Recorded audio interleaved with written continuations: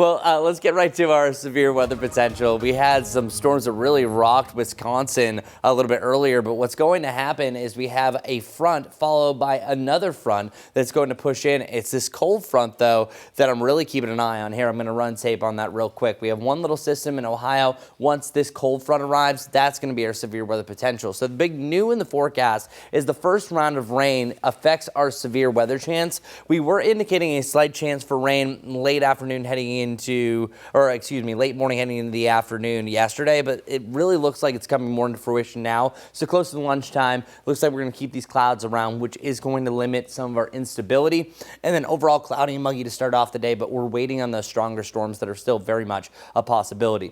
Lightning is flourishing along with this system now pushing into West Virginia. It's starting to back build, which will give us plenty of rain here shortly in the Carolinas. It first arrives in the mountains and the foothills, and eventually it's going to be on our doorstep. I would say either side of noon. So the Charlotte area, I-85 corridor, I think you could expect rain anywhere between about 11 and 1. Could last a little bit longer, but that's only round one. The cold front doesn't really arrive until the late afternoon. It's at that point that if we get any sunshine, it's going to feed over that extra instability. If we stay cloudy most of the day, that's going to limit a lot of our severe weather fuel. However, it does look like this front is going to be strong enough to still drive up some storms. It's the individual ones that I'm watching out for, but a lot of these models are starting to limit some of the activity, so I'm still going to keep that window open from about 4 to 10 o'clock, and I think the highest chance is really just west of I-77. That's where we're seeing a decent amount of clusters, but really anything goes from 4 to 10 o'clock across our area as things start to clear up and that front physically moves in. If we were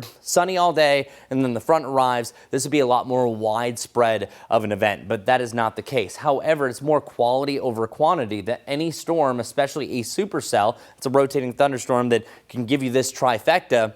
If that does form, we could have an isolated tornado. We could have hail as large as golf ball size and damaging winds with wind gusts up to 60 to 70 miles per hour. So again, this is more of an isolated event. This all goes for the late afternoon. I have about 4 to 10 o'clock that you have this potential. A lot of us are going to be just fine, but that's why we're weather impact alert, just because you have the chance. These aren't the normal storms.